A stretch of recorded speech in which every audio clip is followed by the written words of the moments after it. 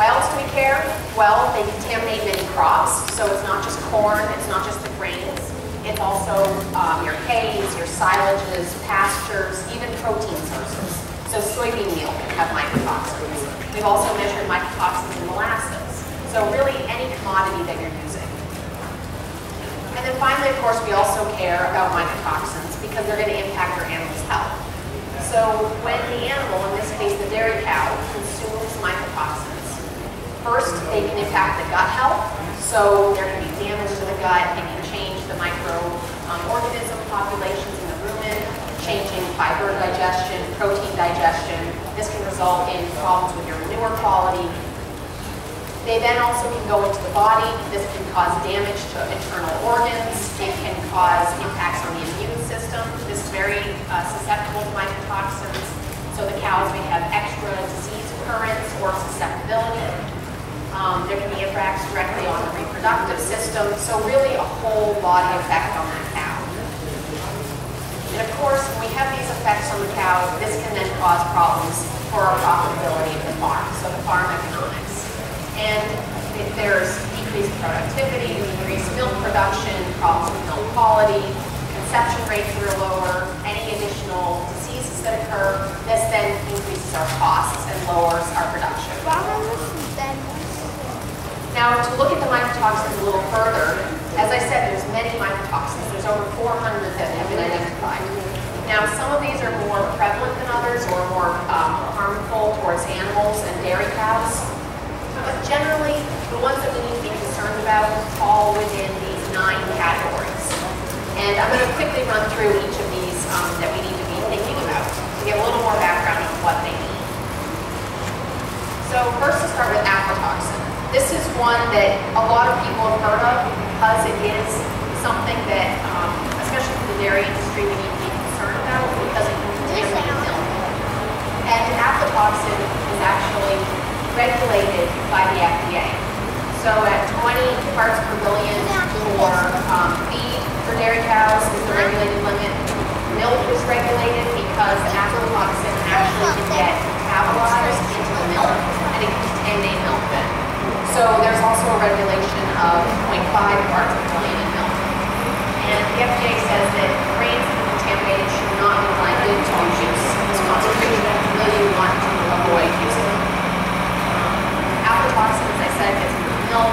It causes effects on the internal organs of the animal, the gut health, the immune health, and it is shown to be carcinogenic, so it's cancer-causing. Next, we have overtoxin. This is something that isn't as frequently seen, and especially not in high levels, but it is worth mentioning because it does have a strong impact on the kidneys. So it can cause kidney damage, it can cause increased urination, and that can lead to dehydration. So that overall system within the animal can be impacted. Next, we have the group of mycotoxins called Fusarium mycotoxins. There are many in this group. They're all produced by Fusarium molds. And these can include the type B and A mycotoxins, the mycotoxins, fusaric acid, zearalenone, and I'll run through each of these in detail.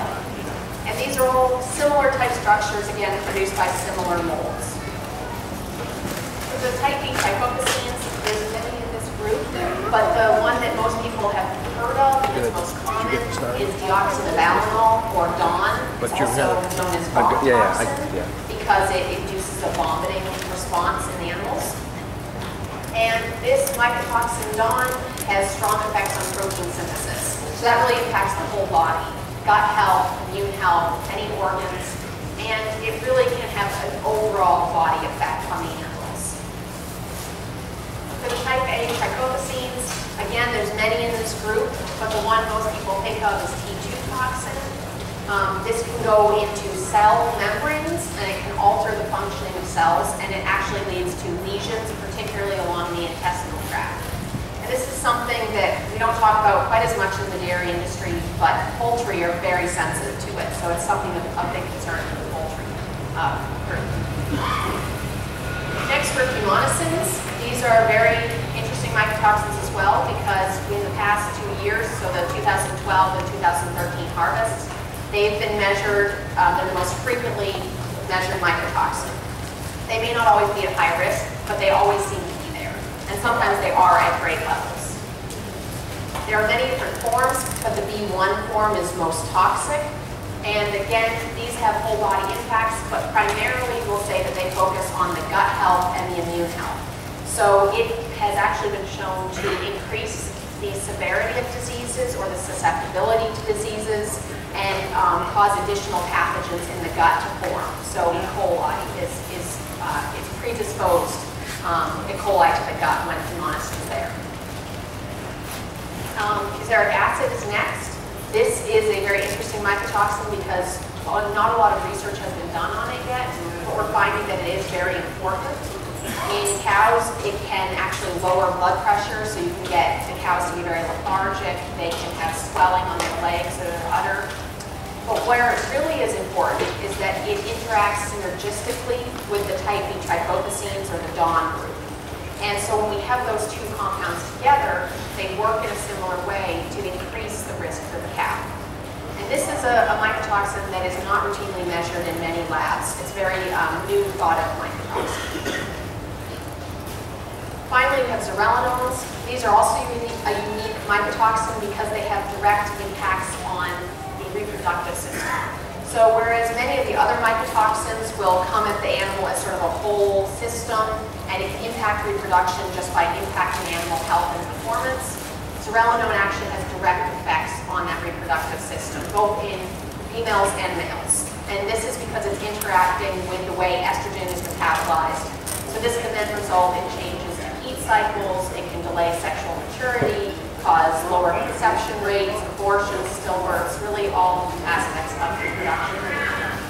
And oftentimes we will find this with DON because it's produced by the same mother. Now we've gone through all of these different groups of mycotoxins, and I want to point out that this is an example that we have of all feedstuffs measured in the United States in the 2013 harvest. And you can see here that all these different mycotoxin groups are showing up.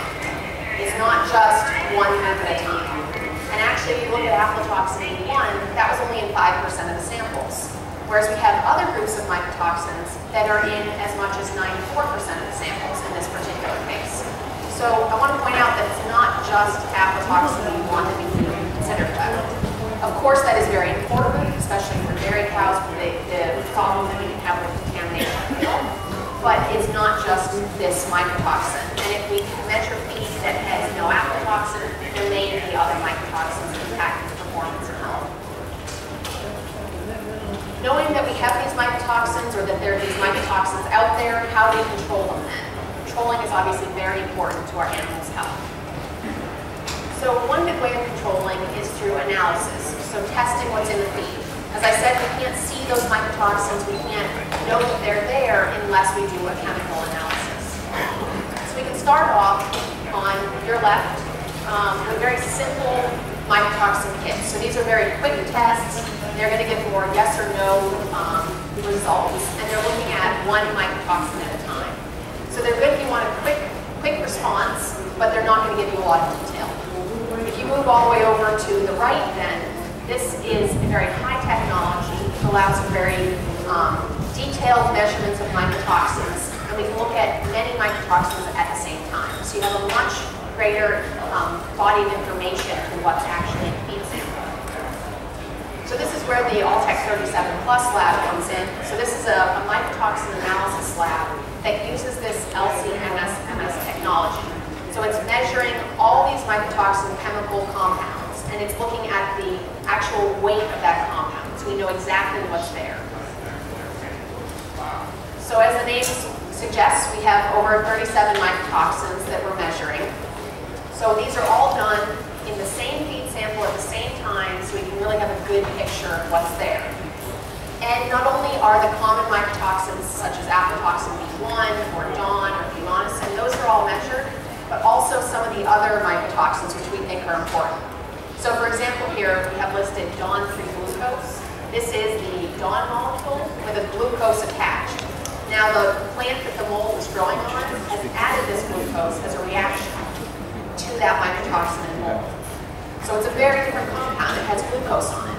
But when it goes into the animal, the glucose can be removed within the animal, and then we just have DON still. So that can be important to that overall flow. Good to see you. I'm out here. Hey, Joe. Of course, See you also too. use uric acid. Thanks for the As I school thing. mentioned, that Good has luck. synergistic interactions Thank you. with DON. We think it's very important to measure, and we're finding it in many samples, which I'll show you in the upcoming slides. And then also, another area that we think is very important is the storage mycotoxins. And that's particularly important for the dairy industry where we're using a lot of silages. So we have these damper feed materials that are sitting over time, and they're very likely to develop storage mycotoxins over time. So some of the others like aflatoxin or DON, those like to grow in the field when the plant is growing. But we have these, what we call our penicillium or aspergillus groups, and those like to grow during storage. And they can greatly increase the risk for the animal. So this is what a report looks like.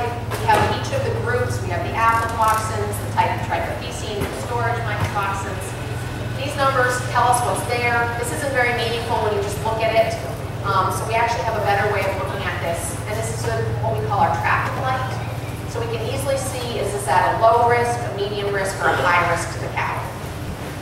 And here in this example, we're seeing that the type B trichothecenes, so that would be the DON group, is actually getting up to a moderate high risk. Now I also want to point out here that in this bottom bar, this is what we call our risk equivalent quantity, or REQ. And this is a value that's generated when we put all the mycotoxins together, when we think about their toxicity, the levels that are there, the interactions, what does that mean to that cow overall when they eat that fish feed? So this is very important for that animal. And it's going to change. The pig is going to be very different than a cow, so we have different levels of risk for each species.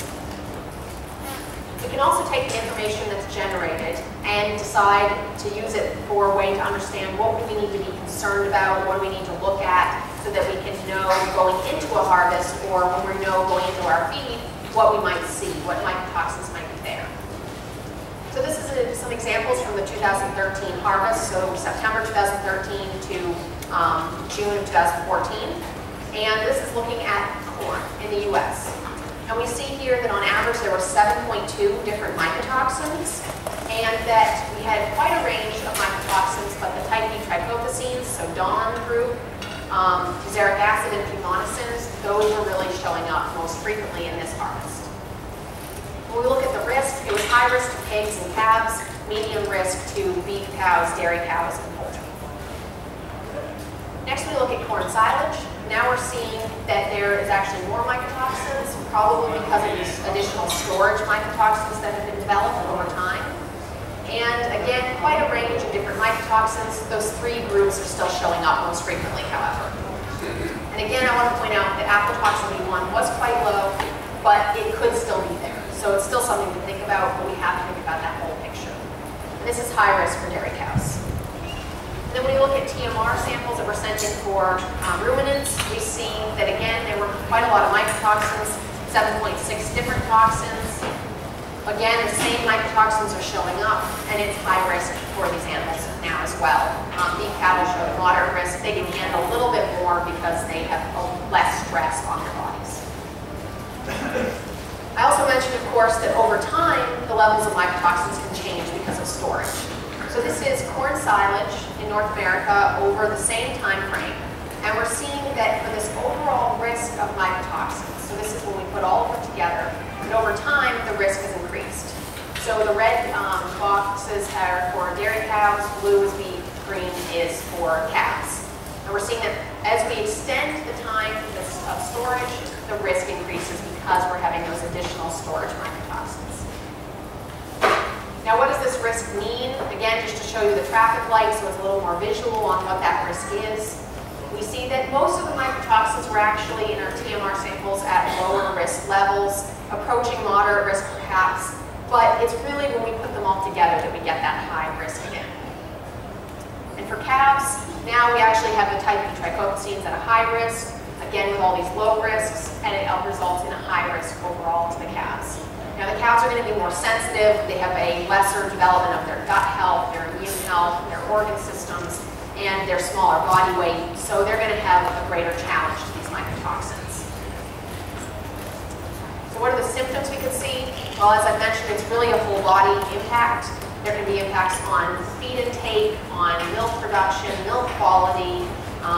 Animals could be lethargic, they may not want to move around a lot. growth rate in calves. Digestive disorders are quite frequent. This can be changes in the way that nutrients are digested or manure quality. So again, the pole impacts, it's really going to change depending on which mycotoxins are present, which combinations we have, any other challenges on the farm. So are there other diseases there? What type of challenge or stress that cow is in. So a high producing dairy cow is going to be a lot more stressed overall than on her lower stage of production. So it can be a variety of symptoms.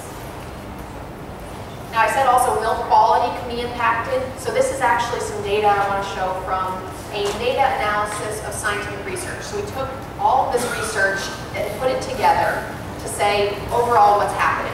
So this is impacts on dairy cows that were actually in research settings, so they didn't have a lot of other stress or disease challenges. And this wasn't extreme levels of mycotoxins, but it wasn't low, sort of in that moderate area. And we're saying that milk production in this case actually wasn't impacted. So there was no effect there, but somatic cell count drastically increased when the mycotoxins were present. So milk quality, cow health is being shown here to be impacted. Now, we have these mycotoxins, it's important to manage them. And management is really where it comes in of being a way to control these effects on cows. So if we have proper management, we can reduce our risks. And to have proper management, we need to understand how these mycotoxins might be forming. So if we start off in the field, this is where the molds are coming from, the mycotoxins are coming from. And these molds start off in the soil and on any crop debris that's left on the soil. So this is a nice place for that, those molds to be harbored, to be there for the next year. And then they produce spores, they get up onto the plant, those molds and fungus material get into the plant, digest the starch material in the plant, and then produce their mycotoxins, which then contaminates our feeds. So when we think about controlling at the field level, there's not a lot we can do if we think about the way that it's formed. It's very environmentally dependent. So whether it's hot, whether it's dry, wet, cold, those are going to be the big impacts here. But there are some things that can help manage this. So sometimes certain types of molds and mycotoxins, if you use a fungicide, it can help try and get rid of that mold. It's not a guarantee though, because it may not work for every mold. It's going to have to be put on at the right time for that particular mold growth.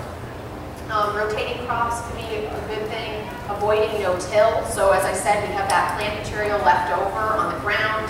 It can then be a nice place for those molds to grow and easily colonize the next crop. The same idea for weeds. So they provide a nice reservoir for these molds to be able to then produce the mycotoxins. Insects are going to be a problem, so they can create holes in the plant. They can then makes it much easier for that mold to get in. And also harvesting at the proper time, so the longer it sits on the field, the greater chance or opportunity for mold growth. Now after harvest, we actually have a lot more control. So we have the environment impacting before, but once we harvest, we're really in control. So we can't eliminate what's already on the crop, but we can prevent further contamination. So keeping moisture and temperature low, this is always good, trying to reduce mold growth. Also reducing the storage time. So as I showed in that graph, as we draw out storage time, we have an increase in the risk, increase in the chance of mycotoxins. Controlling any environmental exposure, so we want to make sure that the silage is packed well, that it's covered, that we use it up well, so that we reduce the amount of environmental exposure into that crop. So here's a good example of what happens when you're using your silage up in different ways. So this is a picture of an infrared camera. This is showing us heat changes, and these heat spots, or the hot spots, actually are showing that there's a greater chance of mold growth. Because it's exposed to the environment, it's heating up. We can get molds, we can get mycotoxins. So I'm not sure which side now I'm on, but on the side that's blue, on the right, I think for you guys, this has been shaved, so it's a very nice flat surface. You can see it's very cool. There's not a lot of exposure, so this is less likely to have mold growth. Whereas on the other side, you can see there's a lot of red, a lot of yellow. This has actually been facing the bucket. It's a lot of open spaces, a lot of uneven surfaces. We can get heating up, then we can get mold growth and mycotoxin production. So here's an example of actually looking at that heating up spots and seeing what that is. So here's a spot that was very hot, it was tested, and it did have penicillin in it. So these can have then storage mycotoxin production. Another part of management is then looking for the future. What do we need to think about and be proactive to try to reduce the risks before we actually can get to them? So looking at the 2014 crop, what are we thinking there might be happening in this crop? Well, we know that there's actually been a lot more precipitation than normal. A lot of areas that had a lot of rain, had a lot of damage, whether it be flooding or other environmental problems. And so we're actually seeing this could be a problem for some mycotoxins. So in this graph, or this picture here, we're showing 2013 data. The purple show more rain than normal, the red would be less, the yellow, light green colors would be right at average. So this is 2013. If we look at 2014 now, we actually see that along the East Coast, we're right about at average. Still a lot of rain, but pretty normal. But the Midwest area is actually had a lot more rain than normal. And so this was for June. And with this extra rain, we can then have extra mold growth and mycotoxin production. So this may be setting up perhaps like 2009, 2010, where dawn was a big problem because that fungus really likes that extra moisture. I want to point out, however, that it really can have all mycotoxins developing. We have these changes in the environment from year to year. It's not just going to be dawn, it can be really any of them. So we need to be thinking the broad spectrum and trying to be proactive on this.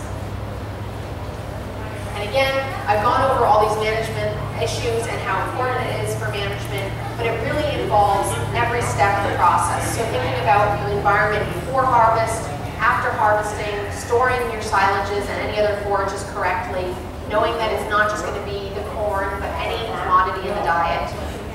And then even to feeding. So you don't want just food that the cows haven't eaten and is lying around. That has a chance of making mycotoxins and molds as well. You don't want to have that lying around. So it's really management on every aspect of the farm. Because if we can try to manage this and reduce mycotoxins, the animals will be much healthier and have better productivity. And it may not be a drastic effect that we're seeing, but over time, there can be these small changes that are holding those cows back.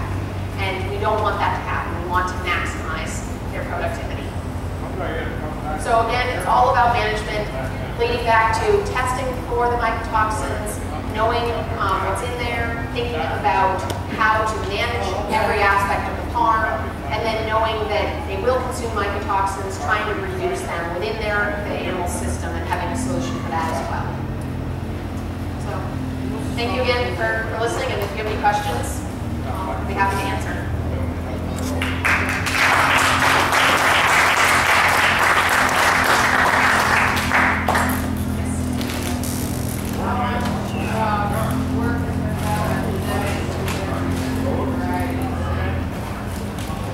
So the question was, is there any resistant varieties of corn that can try to reduce or be less susceptible to mycotoxins? That's something that's, I'm sure the crop departments are working on all the time, trying to figure this out. It's really hard because of the environment. There are some types of corn that are more resistant to certain insects, and since the insects provide a nice way for that mold to enter, by reducing that insect damage, you can reduce the molds. But there's not specifically mechanisms yet on targeting those particular fungal groups and mycotoxins. But I'm sure that'll come out soon, for being such a problem. Are we at the point, or will we soon be at the point of comprehensive testing that you also have available to use that information, and from that information?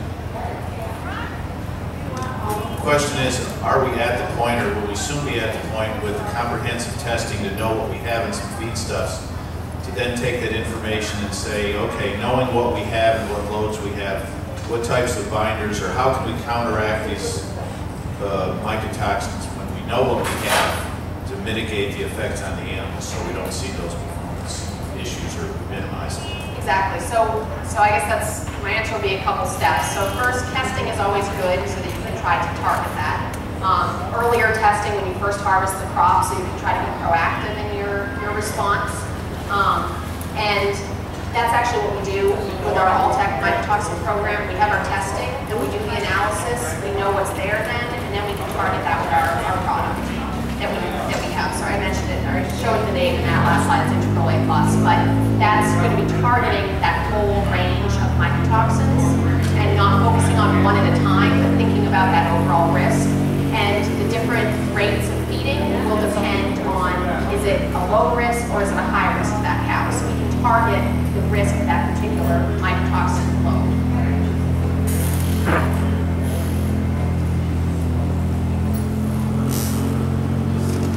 Do you see much mycotoxin pressure with cages in the lab to start, or just curious what your experience is? So the question was for mycotoxin contamination of calages.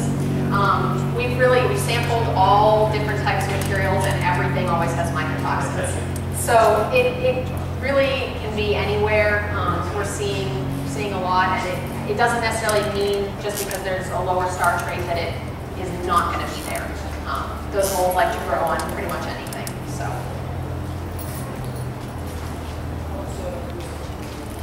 In the equine industry, are you seeing it a lot in your processed complete feeds, more in your hay? And I know obviously we have certainly a dairy focus. Do you know any equine-wise if it's as much of a problem?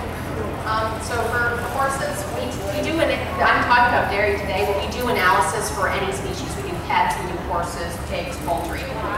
So we do test a lot of oats and wheat and some complete feeds for horses as well, some hays. And hays definitely can be contaminated. We actually see aflatoxins in hays a lot. Horses, we have to be really concerned about chemonicins. They're very, very sensitive to chemonicin, and it causes a lot of neurological problems and brain damage. So that can be very sensitive to that. So that's something to look out for. We haven't had a lot of complete samples, but we have seen it. Again, in any sample we measure, there's usually at least 2 mycotoxins. They may not always be at high risk. So I want to point out, we're not trying to scare you and say that they're going to kill your animals, but they're always there, and it's that additive effect over time. So as we're adding different ingredients together, we're feeding these animals long time exposure, then we can have these increased risks.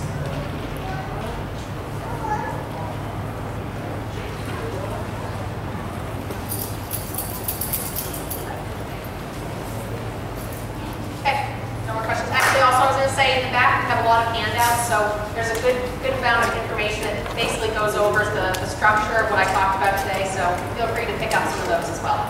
Okay, thank you.